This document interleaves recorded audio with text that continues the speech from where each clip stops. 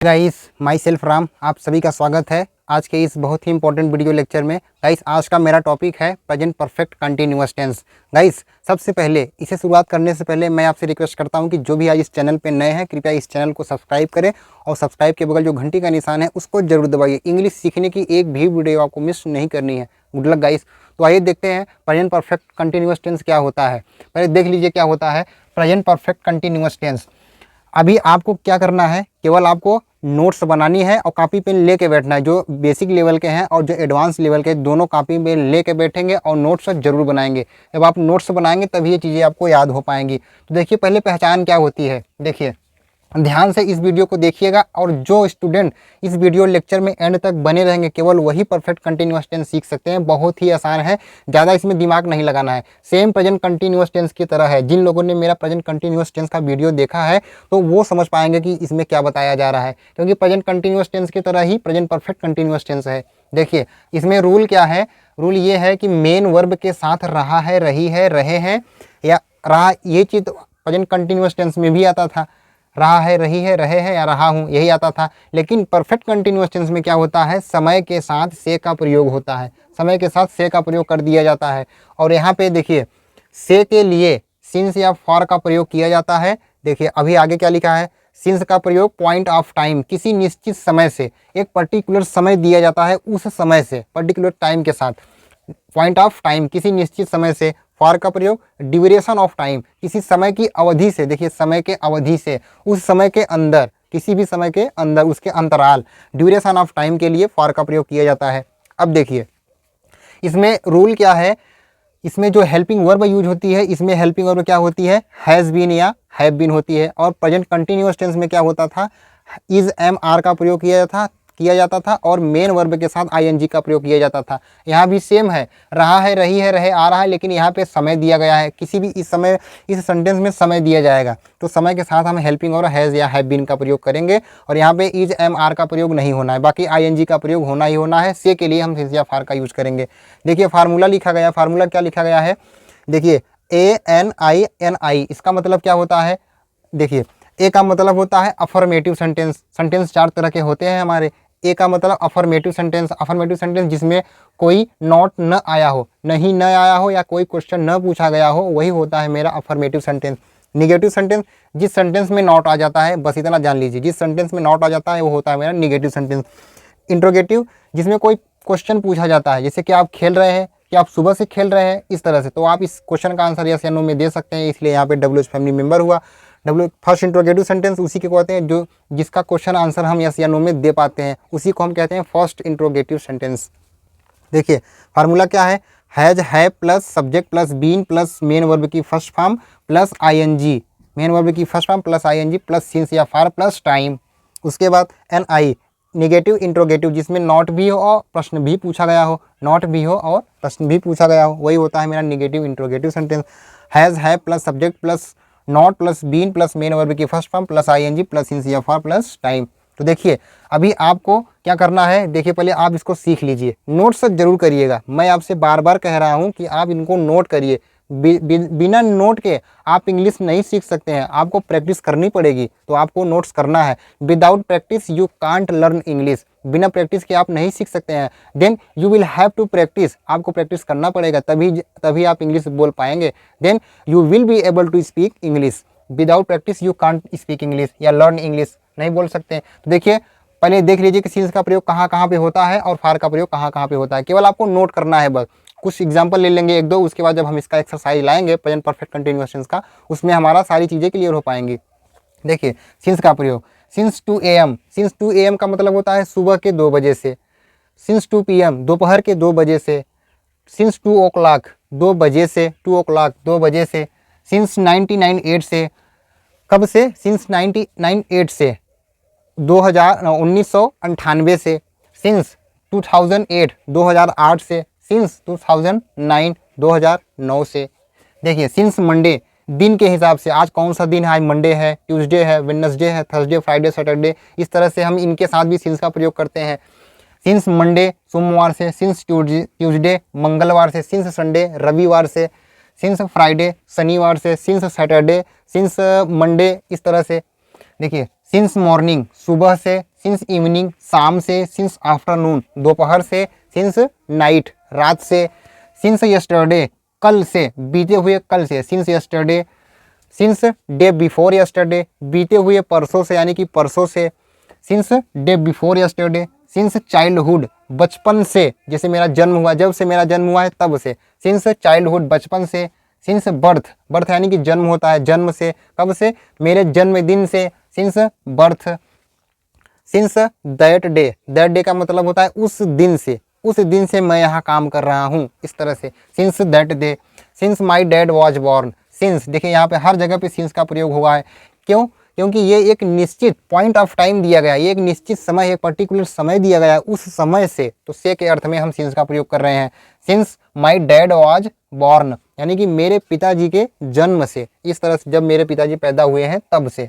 अब देखिए फार का प्रयोग कहाँ पे किया जाएगा, फार का प्रयोग जिससे देखिए ये क्या है, एक ड्यूरेशन ऑफ टाइम है, समय के अंदर का समय है। देखिए फॉर 2 सेकेंड 2 सेकेंड से, फॉर 2 मिनट्स 2 मिनट से, फॉर 2 आवर्स 2 घंटे से, फॉर 2 डेज 2 दिन से, फॉर 2 वीक्स 2 हफ्तों से, फॉर 2 मंथ्स 2 महीनों से, फॉर 2 ईयर्स 2 सालों से, फॉर 2 सेंचुरीज 2 सदियों से, सेंचुरीज मतलब होता है सदियाँ या शताब्दी जिसको बोलते हैं, कई सदियों से, फॉर मेनी सेंचुरीज भी आप कर सकते हैं। 10 साल को हम एक सेंचुरी बोलते हैं, जब हमारा 10 साल हो जाता है तब उसको हम बोलते हैं 10 सेंचुरीज, तब हमारा जाकर एक सेंचुरी होता है, एक शताब्दी होता है, 10 साल को एक शताब्दी बोला जाता है। 2 सेंचुरीज, अब 2 सेंचुरीज यानी कि 2 शताब्दियों से, अब 2 शताब्दी यानी कि 20 साल हो गए हैं, 10 साल को हम एक शताब्दी बोलते हैं, एक सेंचुरी बोलते हैं। अब देखिए फॉर अ लॉन्ग काफ़ी देर से, फॉर अ वाइल कुछ देर से, फॉर मेनी डेज कई दिनों से, डेज मतलब दिन, मेनी मतलब कई, फॉर का मतलब के लिए, कई दिनों से, फॉर मेनी डेज कई दिनों से, फॉर मेनी आवर्स कई घंटों से, फॉर मेनी ईयर्स कई सालों से, फॉर मेनी मंथ्स कई महीनों से। तो इतना आप ये सीख गए, आपको नोट करना है, आप इनको नोट कर लीजिए और याद जरूर करिए, क्योंकि जब को आप नोट नहीं करे रहेंगे तो आपको याद कैसे होगा, नोट रहेगा तभी आप इसको याद कर पाएंगे, तो नोट्स जरूर करिए। जब ये याद हो जाएगा तब आप परफेक्ट कंटिन्यूअस टेंस बहुत आसानी से बना सकते हैं, बहुत ही आसान है। इसमें है क्या, प्रेजेंट कंटिन्यूअस टेंस में क्या होता था, is am are helping verb आती थी और उसमें मेन वर्ब में आईएनजी का प्रयोग किया जाता था। जैसे फार्मूला क्या है, एग्जाम्पल क्या है, मैं खेल रहा हूँ, आई एम प्लेइंग, तो उसमें देखिए समय नहीं दिया गया है, और इसमें क्या रहेगा, इसमें समय के साथ से आएगा, समय दिया रहेगा, समय के बाद फिर क्या आएगा, से, तो से के लिए हम सिंस या फार का यूज़ करते हैं। सिंस या फार आप देख लिए कहाँ कहाँ पे प्रयोग होता है, किसी भी दिन से, किसी भी समय से, 2 घंटे से, 2 हफ्तों से, या फॉर 2 वीक्स, सिंस यस्टरडे कल से, सिंस बिफोर यस्टरडे बीते हुए परसों से, उस दिन से, मेरे पिताजी के जन्म से, बचपन से, इवनिंग बचपन से, देखिए सिंस चाइल्डहुड बचपन से, सिंस बर्थ जन्म से, यहाँ पे देखिए साल दिया गया है, सन दिया गया है, इसमें कई कितने सन से, 2009 से, 2010 से, 2050, अभी 50 आया नहीं है, हालांकि 50 अभी होगा नहीं, ये भविष्य की बात है। जो समय बीत चुका है उससे 1998 से, 1998 से, 1997 से, 1996 से, 1947 से, जब मेरा भारत आज़ाद हुआ था उस समय से, सिंस 1998, सिंस 2002, सिंस 2008 से, सिंस 2009 से, सिंस 2099, इस तरह से सिंस आप ये सीख लिए। देखिए इन्हीं के साथ हम सिंस का प्रयोग करते हैं, एक पॉइंट ऑफ टाइम, जब उस सेंटेंस में एक निश्चित समय दिया गया है उस समय से हम सिंस का प्रयोग करेंगे। जब उसमें समय नहीं दिया गया है, किसी पर्टिकुलर का समय जिक्र नहीं होगा, तो हम वहाँ पे किसका यूज करेंगे, फॉर का प्रयोग करेंगे। देखिए एग्जाम्पल लिखा गया है, आप इसको लिख लीजिए, नोट कर लीजिए, इसको याद करना है। जब ये याद हो जाएगा तो आप सेंटेंस आसानी से बना लेंगे। अब देखिए यहाँ पे एक पॉइंट क्या है, अब कई लोग ये सोच रहे होंगे कि सर कहाँ पे हैव बीन का प्रयोग होगा, कहाँ पे हैज बीन का प्रयोग होगा। देखिए हैज बीन का प्रयोग कहाँ पे होगा, एस के साथ। एस का मतलब होता है singular subject, third person singular subject. और हैव का प्रयोग किसके साथ होगा, पी के साथ, पी यानी कि प्लूरल सब्जेक्ट। अब आपको सब्जेक्ट तो पता हो गया होगा कि सब्जेक्ट क्या होता है, first person, second person, third person, ये हमारे 3 सब्जेक्ट हो गए। फर्स्ट पर्सन सब्जेक्ट क्या होता है, आई। आई एक फर्स्ट पर्सन सिंगुलर सब्जेक्ट है, लेकिन आई को हमेशा प्लूरल ट्रीट किया जाता है, बहुवचन में ट्रीट किया जाता है। प्लूरल सब्जेक्ट क्या क्या होते हैं, आई, वी, यू, दे। तो आपको इनको याद करना पड़ेगा, आई, वी, यू, दे, आप इनको रट लीजिए, यही हमेशा सेंटेंस में काम आते हैं। जब आप सब्जेक्ट समझ जाएंगे तो आप आधा से ज़्यादा इंग्लिश सीख गए। सब्जेक्ट मेन ही होता है, सब्जेक्ट, हेल्पिंग और आउटेंस पहचानना, बस 3 चीज़ों का ध्यान देना है बस। बाकी सब कुछ डिपेंड किस पे है, आप पर डिपेंड है। Everything depend on you. आप पर डिपेंड है। जब आप इंग्लिश पढ़ेंगे, मन लगा के पढ़ेंगे, और सबसे ज़्यादा इंपॉर्टेंट क्या है, वोकेबुलरी याद करना, शब्दावली। जब आप वर्ड मीनिंग याद करेंगे तभी आपकी इंग्लिश मजबूत हो पाएंगी। तो आपको ही सब कुछ करना है। हमारा काम क्या है, मैं तो आपको केवल रास्ता बता रहा हूँ, केवल गाइड कर रहा हूँ कि किस तरह से सेंटेंस को बनाया जाएगा। बाकी सब कुछ आपको ही करना है। जो चीज़ नहीं आ रहा है मैं वो चीज़ बताने के लिए तैयार हूँ। तो आप बेझिझक हमसे कमेंट करके पूछ सकते हैं जिन चीज़ों में आपको डाउट लग रहा है। अब देखिए, हैज़ बीन का प्रयोग थर्ड पर्सन सिंगुलर सब्जेक्ट के साथ, हैव बीन का प्रयोग प्लूरल सब्जेक्ट के साथ। अब बात यहाँ पे ये है कि जिन लोगों ने मेरा प्रेजेंट परफेक्ट टेंस का वीडियो लेक्चर देखा है वो समझ पा रहे होंगे कहाँ पे हैज बीन का प्रयोग, कहाँ पे हैव बीन का प्रयोग। उस सेंटेंस में भी, प्रेजेंट परफेक्ट टेंस में भी हैज या हैव आता था और वर्ब की थर्ड फॉर्म आती थी। तो हैज का प्रयोग किसके साथ होता था, थर्ड पर्सन सिंगुलर सब्जेक्ट के साथ, और हैव का प्रयोग प्लूरल सब्जेक्ट के साथ होता था। तो यहाँ पर सेम वही है, हैज के साथ हैज का प्रयोग थर्ड पर्सन सिंगुलर सब्जेक्ट का, बाकी हैव का प्रयोग बाकी सभी सब्जेक्ट के साथ। केवल थर्ड पर्सन सिंगुलर सब्जेक्ट के साथ आप हैज का प्रयोग करेंगे। बीन तो सबके साथ ही प्रयोग होना है, क्योंकि बीन एक ही वर्ब है। तो बीन आपको नहीं देखना कि इसके साथ बीन नहीं लगाना है। थर्ड पर्सन सिंगुलर सब्जेक्ट आया तो इसके साथ बीन नहीं लगाना है। बीन तो आप हर किसी सब्जेक्ट के साथ लगाएंगे, ये तो निश्चित है, पर्टिकुलर है, ये दिया गया, ये आपको लगाना ही पड़ेगा। देखिए कुछ सेंटेंस देख लेते हैं, सेंटेंस कैसे बनता है। देखिए, राम पढ़ रहा है। राम क्या है, राम एक थर्ड पर्सन सिंगुलर सब्जेक्ट है, और ये टेंस कौन सा है, ये कंटिन्यूअस टेंस है, ये सिंपल बनेगा, ये प्रेजेंट कंटिन्यूअस टेंस है। Ram is studying, Ram is studying. देखिए राम पढ़ रहा है, ये है प्रेजेंट कंटिन्यूअस टेंस। अब फिर यही सेंटेंस देखिए, राम पढ़ रहा है, केवल क्या है, राम पढ़ रहा है। अब यहाँ पे देखिए समय दे दिया गया है, समय से, 2 घंटे से। अब यहाँ पे समय हो गया, तो समय होगा तो ये कौन सा टेंस हो गया, प्रेजेंट परफेक्ट कंटिन्यूअस टेंस। अब आप देख लीजिए इसमें हेल्पिंग वर्ब क्या प्रयोग होती है, हैज़ बीन का प्रयोग होता है। राम क्या है, राम एक थर्ड पर्सन सिंगुलर सब्जेक्ट है, इसके साथ हैज़ बीन का प्रयोग किया जाएगा। तो लिख लीजिए राम, उसके बाद has been, Ram has been studying, Ram has been studying. अब देखिए कब से पढ़ रहा है, 2 घंटे से, 2 घंटे से, सिंस 2 o'clock देखिए लिखा गया है, since 2 o'clock, since 2 o'clock। Ram 2 घंटे से पढ़ रहा है, since Ram has been studying since 2 o'clock। मान लीजिए होता राम सुबह से खेल रहा है। देखिए एक सेंटेंस में और है, वह सुबह से कहाँ खेल रहा है। ये है क्या, ये है मेरा इंट्रोगेटिव सेंटेंस है। कहाँ से, कहाँ एक WH फैमिली मेंबर है, फार्मूला देख लीजिए, यही फार्मूला यहाँ पे रूल फिट होगा। सबसे पहले क्या लिखना है आपको, सबसे पहले लिखना है WH फैमिली मेंबर, कहाँ, वेयर। गाइस एक चीज़ इसके लिए मैं सॉरी कहना चाहूँगा, इसको मैं थोड़ी देर के लिए इरेज कर दे रहा हूँ। ये सेंटेंस आपका करेक्ट है, आप इसको समझ गए होंगे, तो मैं इसको इरेज कर दे रहा हूँ, थोड़ा मिटा दे रहा हूँ। क्यों मिटा दे रहा हूँ, क्योंकि इस बोर्ड में, ये बोर्ड थोड़ा छोटा है, इसमें जगह नहीं है, तो इसको बताने के लिए मैं यहाँ पे बता दे रहा हूँ, तो इसको मैं मिटा दे रहा हूँ। आप तो समझ गए होंगे इसको। देखिए ये वाला सेंटेंस, वह सुबह से कहाँ खेल रहा है, कहाँ, कहाँ के लिए हम क्या यूज करते हैं, वेयर, वेयर हो गया। उसके बाद हेल्पिंग वर्ब हैज़ या बीन, हैज़ बीन का राम के साथ, राम है वह क्या है, वह एक थर्ड पर्सन सिंगुलर सब्जेक्ट है, इसके साथ हैज़ बीन का प्रयोग किया जाएगा, वेयर। उसके बाद हैज़, वेयर हैज़, यही WH फैमिली मेंबर का प्रयोग किया जाएगा। हैज़, पहले WH फैमिली में वेयर हो गया, उसके बाद हेल्पिंग वर्ब हैज़, उसके बाद अब सब्जेक्ट वेयर हैज़, उसके बाद कौन खेल रहा है, वह खेल रहा है, वह एक थर्ड पर्सन सिंगुलर सब्जेक्ट है, ही, वेयर हैज़ ही। उसके बाद अब क्या आएगा, been, where has he been. उसके बाद खेल रहा है, where has he been playing, where has he been playing. कब से खेल रहा है, सुबह से। सुबह से के लिए हम क्या कहते हैं, देखिए यहाँ पे लिखा होगा सिंस मॉर्निंग। सिंस मॉर्निंग शाम से होता तो सिंस इवनिंग हो जाता, दोपहर से खेल रहा होता तो सिंस आफ्टरनून हो जाता, रात से खेल रहा होता तो सिंस नाइट हो जाता। तो यहाँ पे सुबह से खेल रहा है, सुबह से के लिए हम क्या यूज करेंगे, सिंस मॉर्निंग, सिंस मॉर्निंग।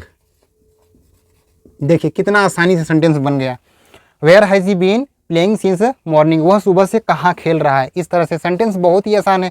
ये भी है सेम कंटिन्यूअस टेंस की तरह है, लेकिन इसमें क्या हो जाता है, इसमें केवल समय के साथ से आ जाता है, समय दिया जाएगा, समय दिया जाएगा तो इसमें हेल्पिंग वर्ब चेंज हो जाती है, तब इसमें इज एम आर का प्रयोग न हो करके हैज़ या हैव बीन का प्रयोग होने लगता है। तो मुझे उम्मीद है कि आप इसको समझ पा रहे होंगे, बहुत ही आसान है, आप समझ भी गए होंगे। देखिए अब करना क्या है, आपको इनको आपको नोट्स करना है। नोट करने के बाद आप वीडियो को पॉज करके भी देख सकते हैं। अगर ज़्यादा छोटा लिखा होगा तो नहीं समझ आ रहा तो आप वीडियो को पॉज कर लीजिए, तो आपको ज़्यादा आसानी से इसको लिख पाएंगे और समझ में भी वर्ड, जो एक एक वर्ड लिखा है वो भी आपको समझ में आ जाएगा। तो अब करना क्या है, आपको इसको याद करना है, इसको लिख लीजिए। इसका नोट्स जरूर बनाइए, अब लिख लीजिए और याद जरूर करिए, बहुत ही इंपॉर्टेंट टॉपिक है। जब ये आपको याद हो जाएगा तो आप आसानी से आप प्रेजेंट परफेक्ट कंटिन्यूअस टेंस आप बना पाएंगे। अब हमें करना क्या है, अब हमें क्या करना है, हम इसका क्या करेंगे, इसका एक एक्सरसाइज लाएंगे। जब हम एक्सरसाइज लाएंगे तब आप आसानी से इस वीडियो लेक्चर को समझ पाएंगे, आसानी से कहाँ पे सिंस का प्रयोग होता है, कहाँ पे फार का प्रयोग होता है। इसमें है क्या इंपॉर्टेंट, सबसे ज़्यादा इससे इंपॉर्टेंट है आप इसको याद कर लीजिए, कहाँ पे सिंस का प्रयोग होगा, कहाँ पे फॉर का प्रयोग किया जाएगा, तो आप इसको याद कर लीजिए।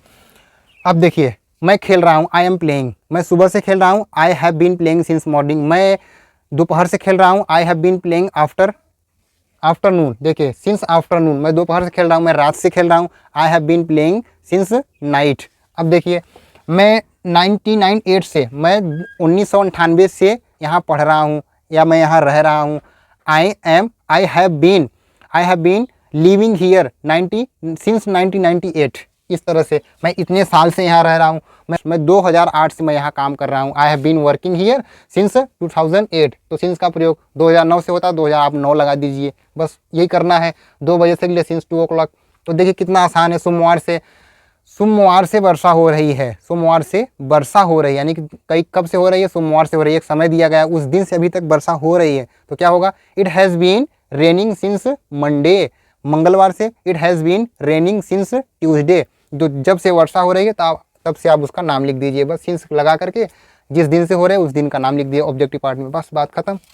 तो आज के लिए बस इतना ही। मुझे उम्मीद है कि आप इस वीडियो लेक्चर को एंड तक देखे होंगे और नोट्स जरूर बनाए हैं, नोट्स जरूर बनाइए, नोट्स आप बनाएंगे तभी आप इसको सीख पाएंगे। Guys, practice makes a man perfect, without practice you can't learn English. और बात ये है, तो आपको करना क्या है, you will have to practice, without practice you will not be able to speak English.